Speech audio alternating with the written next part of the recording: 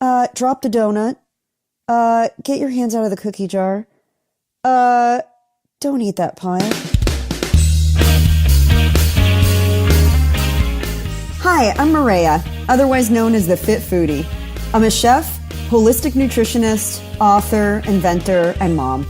And I want to welcome you to my podcast. It's called Recipes for Your Best Life. And with every episode, I'm peeling back the onion on fitness, nutrition, health, wellness, and family. The truth is, you're the chef of your life. And for every important pillar, there's a great recipe worth sharing. So every week, we'll explore them together. Think of it as food for thought that you can really sink your teeth into. So join me, and let's squeeze the joy out of this life, because you only get one.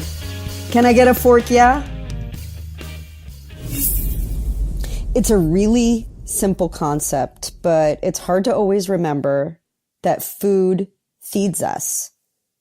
So if you're saying to yourself right now, tell me something I don't know, I want you to really chew on this for a second.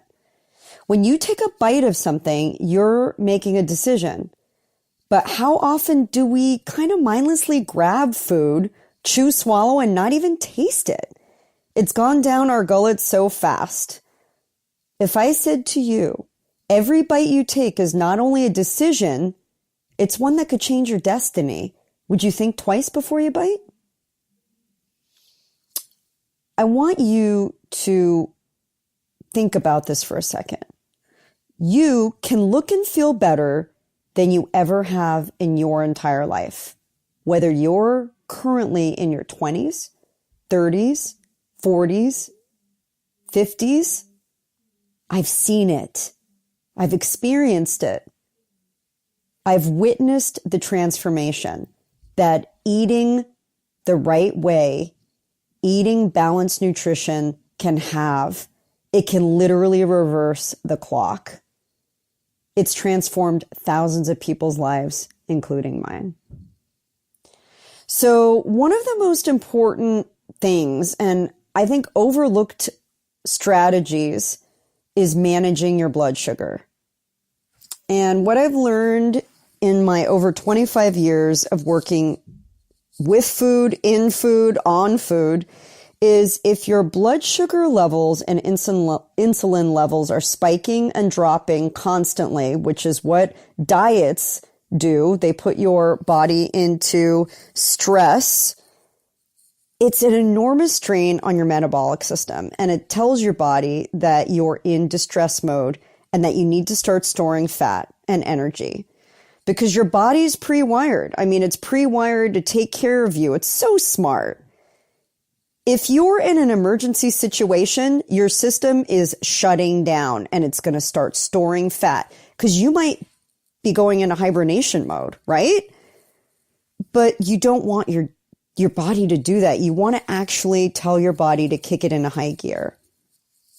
Now, caloric intake is always going to vary. It's going to vary based on your sex, your age, your activity level, any pre-existing health conditions. But if your goal is to get leaner and turn back the clock, it's not going to be about focusing on deprivation. It's going to be on what you put in your body and how frequently. And, sometimes when I talk about this, I feel like, well, am I telling people something new? Is this something that they've never heard before? But let's talk about sugar for a second, because what you may think of sugar and what actually is sugar is very different. There are foods that spike your glycemic index that you may not even associate with sugar. For example, dairy. Dairy can spike your blood sugar. And a lot of dairy actually converts into sugar in your system.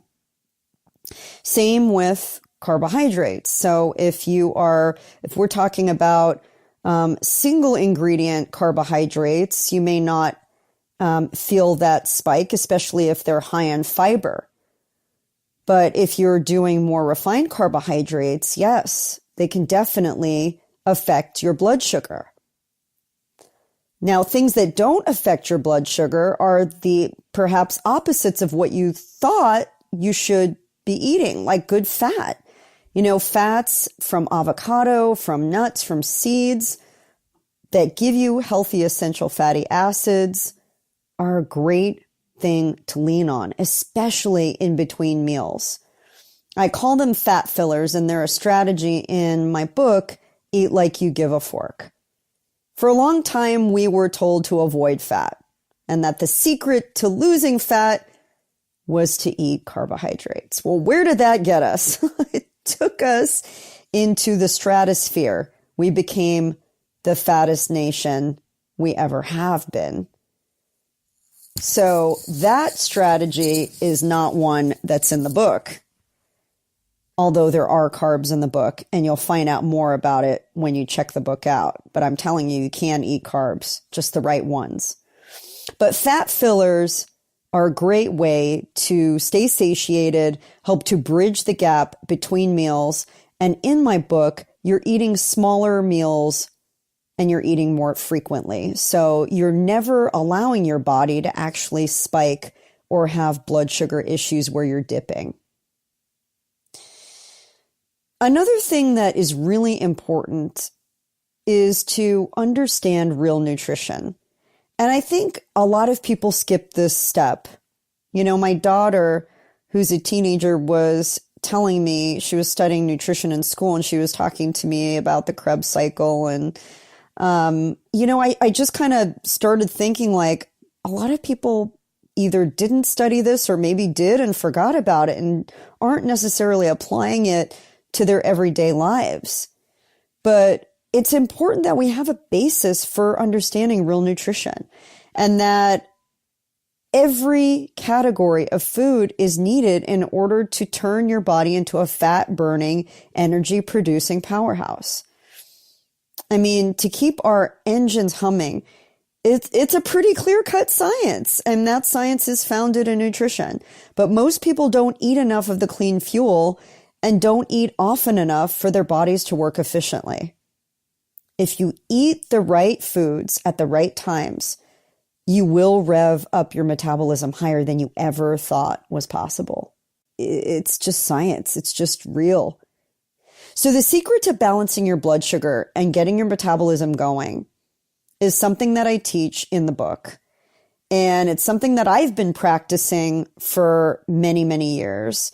And if you've been following me at all, you may know my story. I talked about it in my first book called The Clean Eating Handbook. And that's something that was really hard for me to kind of come clean with. I had an eating disorder, a really bad one. I got down to 87 pounds, and I was a pretty sickly human being. I was so scared to put food into my mouth that it was eating me up. It was really eating me alive. I was so weak and so sad, and my hair was falling out in clumps.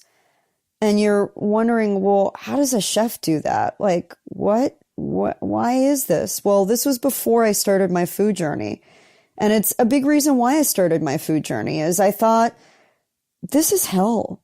How do I get out of this? There's got to be a way to eat and to not always feel horrible. Once I started figuring that out, I really healed myself. And part of that healing was finding a way to get food into my body that didn't make me have a stomach ache or feel sick or feel like I had eaten too much or bloated or all of those things that I was feeling when I would eat. And that came from clean nutrition. So when you put the right fuel into your body does what it was meant to do automatically.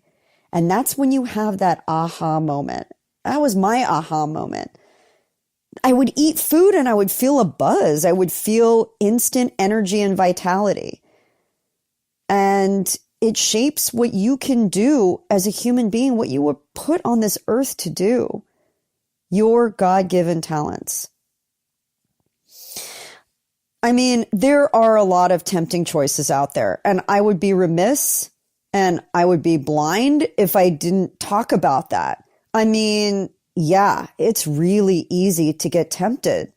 We're omnivores. We have opposable thumbs. We can pick or cook or prepare or indulge in anything we want, especially adults. Nobody's going to tell you, or I don't think anybody's going to tell you anyways. There's no food police that I know of. Drop the donut. Get your hands out of the cookie jar. Don't eat that pie. I mean, maybe your conscience, but I don't know a lot of people that would actually do that, right? So making good choices is a really, really important place to start. And we talk about that in the book, and we talk about how to direct your taste buds to crave the foods that your body really needs in order to optimize your health, to manage your blood sugar, to allow you to burn fat effortlessly and produce endless energy. I mean, I think everybody can get on board with that. Can I get an amen? And if you're thinking you can undo anything that you put in your mouth, my friends, you can never outrun a bad diet. You can never out-exercise. You can never pay penance on the treadmill for overeating. It doesn't work. I mean, okay, let me put it into perspective for you. You eat a chocolate chip cookie. It seems pretty benign, okay? But if it's not in your 90-10 plan, and you do get 10% of the time where you can eat a few extra calories, but maybe you've eaten the whole bag. How many calories? 700? Do you know how much you need to work out in order to undo that? Not to mention, your body's already eaten it. It's already registered it. It's already processed it. That CPU of yours, that processing unit has already processed those calories, and they're either helping you or hurting you. And my friends, that excessive amount of sugar is not doing anything beneficial. So think about that before you bite. But we've got to start by ditching the diet mentality. This is not about dieting. You know, I mean, why would anybody be motivated by something that begins with the word die? That is not about thriving. Definitely not. It is about a meal plan. It's about an approach. So I want you to even maybe get rid of the word diet out of your vocabulary. Just cut it. I'm giving you license to do that. Just slash it, tear it up, delete it, cross it out. It's not about a diet mentality. It's about what you want to put in. What can you feast on? You know, I've counseled people for many, many years. I've coached people on what to eat, what to prioritize. The things that I have heard, you would probably, you know, either cry or laugh at. And maybe you're like, well, I have said the same things, like, but I'm barely eating anything, and I'm cutting out all the fat out of my diet, and I stopped eating after 4 p.m. every day. You know, these are the things that I hear. And I'm thinking to myself, but that's not the problem. You know, the problem is you're not focused on what you should be doing. And in a lot of cases, people aren't eating enough of the good stuff. When I tell them they're not eating enough of the good stuff, they raise their eyebrows in surprise. I mean, America has been on a perpetual diet for a long time, but we kind of just keep getting bigger. So something's broken because the binge and purge routine isn't working. I mean, how can the number of people dieting increase and at the same time obesity increase? It doesn't make sense because dieting doesn't work. It comes from a place of deprivation, and no one likes to feel that way. Nobody likes to feel deprived. You can stick your hand in that cookie jar all day long and nobody is going to tell you not to. But the truth is, those calories are not benefiting you. And if you're not eating the right foods in the right combination, all of the good stuff that you're trying to do can just become undone. If you're not eating enough calories, you can actually start burning muscle instead of fat.